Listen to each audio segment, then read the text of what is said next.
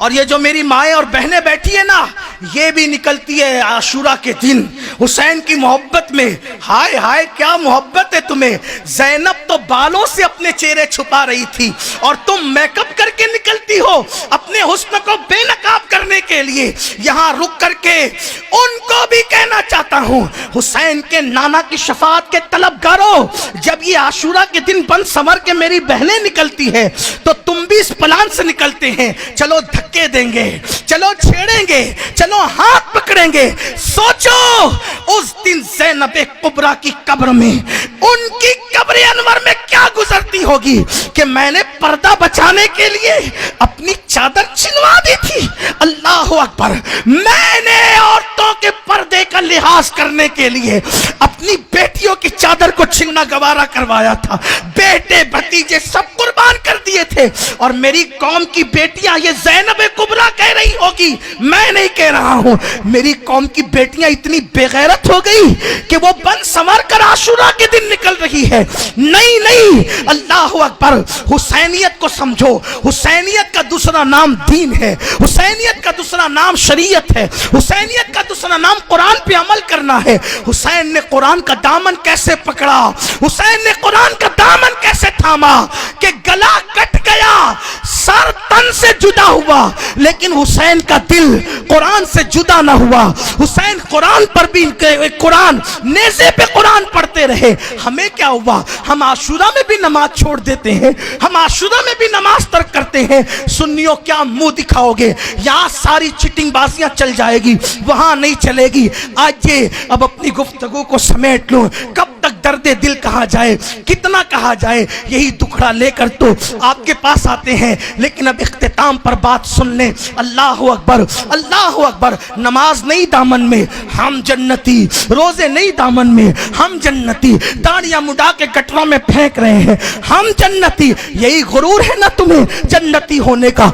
आओ, जिसको मेरे आका ने जन्नती जवानों का सरदार करार दिया है, जिसको जन्नती जवानों का सरदार करार दिया है, आओ उसकी जिंदगी सुन लो। हुसैन और सिब्तुम मिनल अस्बार। हजरत सैयदना इमाम हसन बसरी कहते हैं, इमाम हसन बसरी कहते हैं, क्या कहते हैं, फरमाते हैं, मैं हज को गया तो मैंने देखा इमाम हुसैन मताफ काबा में पेशानी रख के रो रहे हैं और कहते अल्लाह हुसैन की मगफिरत करते हैं, हुसैन की मगफिरत। एक स्टेज पर एक चिट्ठी आई, चिट्ठी, एक साहब का इंतकाल हो गया।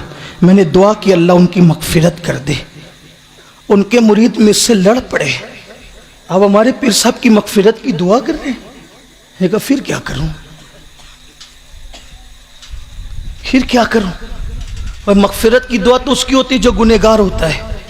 मैंने कहा दुआ इब्राहिम में कुरान में क्या कहोगे, अल्लाह मगफिर ली, अल्लाह मुझे बख्श दे। क्या हद है जिहालत की, क्या हद है जिहालत। उनके लिए बख्शिश की दुआ नहीं करनी, जिहालत की। हजरत इब्राहिम अलैहिस्सलाम कह रहे हैं, बल्कि ये हमारी तालीम के लिए बात हो।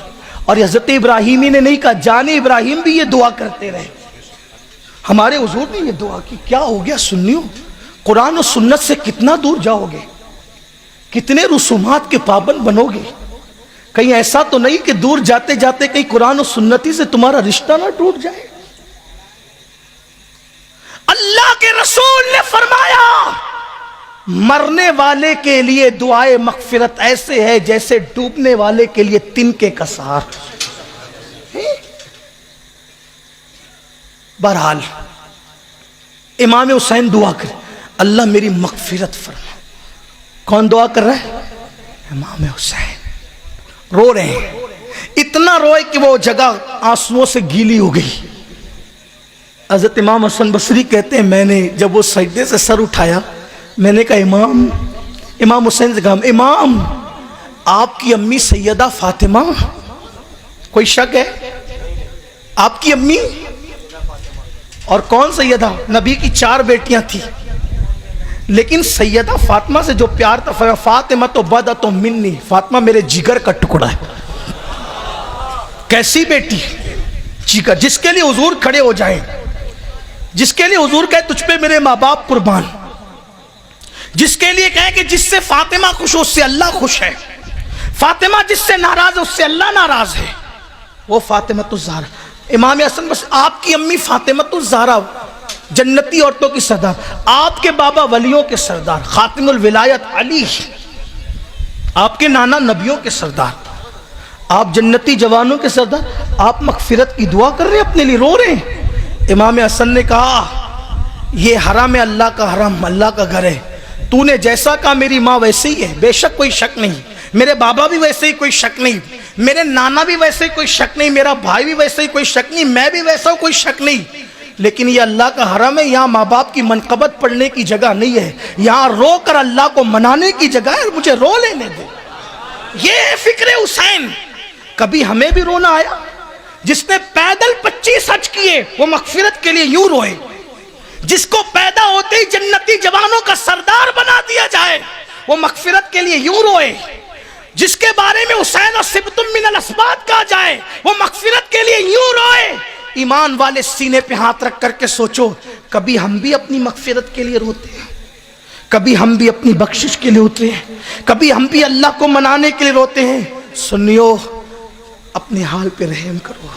जन्नत इतनी सस्ती नहीं है जितनी सस्ती हमने समझ लिया है, मगफिरत इतनी आसान नहीं है जितनी हमने समझ लिया है, और उतनी मुश्किल भी नहीं है जितना तबलीगी जमात वालों ने मुश्किल करके बताया है। ना उतनी मुश्किल है ना इतनी आसान है, उसके बीच में है जो सहाबा और अहले बैत का मसलक है, वो वैसी जन्नत है। इसलिए अल्लाह के लिए अल्लाह की बारगाह में तौबा करो, गुनाहों से बचो, और जो बदअमली के तीर चला रहे हो और हुसैन पाक का दिल दुखा रहे हो, आज की इस महफिल में उससे तौबा कर लो।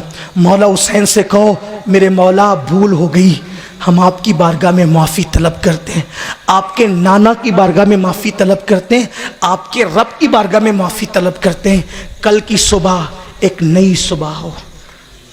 आज तक अगर यजीदियत की रातें गुजारी है तो कल से हुसैनियत की सुबह होनी चाहिए। किरदार हुसैनी, गुफ्तार हुसैनी, रफ्तार हुसैनी, अमल हुसैनी, जिंदगी हुसैनी, बंदगी हुसैनी। और हमें देखकर लोग पुकार उठे, जब गुलाम का किरदार ऐसा है तो आका हुसैन का किरदार कैसा होगा। उम्मीद है आज के बाद हमारी ज़िंदगी में तब्दीली आएगी। अगर तब्दीली आई तो समझ लो आज की ये महफिल कामयाब हो गई, और अगर सुनकर चले गए तो फिर ये महफिल दिल बहलाने के लिए नहीं है, ये महफिल इनकलाब पैदा करने के लिए। अल्लाह सबसे पहले मुझे आप सबको तौफीक अता फरमाए।